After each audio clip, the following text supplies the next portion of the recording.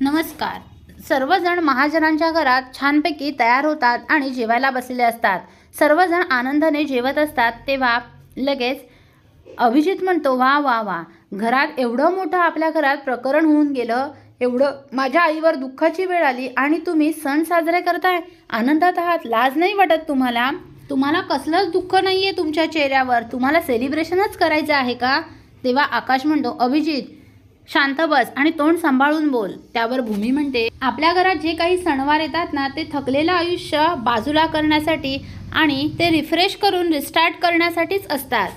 त्यामुळे या घरामध्ये सगळे सण साजरे होणार आणि उद्या तर संक्रांतीचा सण आहे आणि तो तर साजरा होणारच. घरात सणवार साजरे केले की सर्वजण एकमेकांना प्रेमाने भेटतात, आपल्या आयुष्यातील दुःख दूर होतात, आपण त्या दिवशी आनंदात असतो. त्यामुळे इथून पुढे या घरातले, महाजनांच्या घरातले सर्व सणवार साजरे होणार. एकही सण इथून पुढे साजरा करण्याचं चुकणार नाही आणि उद्या मकर संक्रांतीचा सण तर एकदम धूमधडाक्यात साजरा करायचा आहे. सर्वजण भूमीच्या बोलण्याकडे लक्ष देतात आणि सर्वांना भूमीचं म्हणणं पटतं. आकाश म्हणतो, भूमी तू अगदी बरोबर बोलतेस, इथून पुढे सगळे सणवार या घरात साजरे होणार म्हणजे होणार. आजी, राजाराम काका सुद्धा भूमीला साथ देतात.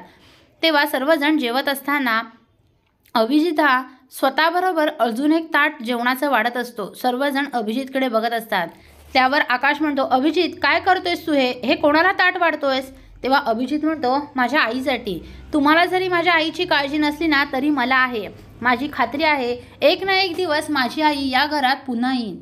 तेव्हा आकाश म्हणतो, विसरते आता, ते तुझं स्वप्न आहे, ते कधीच पूर्ण होणार नाही आणि तुझी आई या घरात परत कधीच येणार नाही. मुळात मी तिला या घरात कधी घेणारच नाही. त्यामुळे तू आता हे सगळं विसरून जा आणि तुझी ही नाटकं बास कर, भरू नकोस ते ताट. तेव्हा अभिजित म्हणतो, भरणार? काय करणार आहेस तू?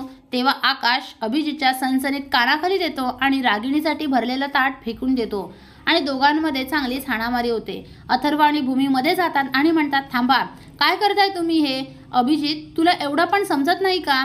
अरे आकाश म्हणतोय ना, इथे परत रागिणी पटवर्धन येणार नाही. नाही येणार म्हणजे नाही येणार. या घरात गुन्हेगारांना थारा नाही. आकाश म्हणतो, अभिजित, मी तुला आधीच सांगितलं आहे, जर तू त्या रागिणी पटवर्धनला मदत केलीस तर तुझी पण अवस्था मी तिच्यासारखीच करेन. त्यामुळे वेळीच सावध हो. आणि तुम्हा सगळ्यांना सांगतोय, इथून पुढे त्या रागिणी पटवर्धनचं नाव या घरात काढता कामा नये. जर कोणी नाव घेतलं ना या घरात तर माझ्या इतका कोणी वाईट नसेल. त्या घाणेरड्या नालायक गुन्हेगार बाईचं नाव या घरात कोणीही घेता कामा नये. आता अभिजित आणि पौर्णिमाला मोठा धक्काच बसतो. पुढील अपडेट पाहण्यासाठी व्हिडिओला लाईक आणि चॅनलला सबस्क्राईब करायला विसरू नका. थँक्यू.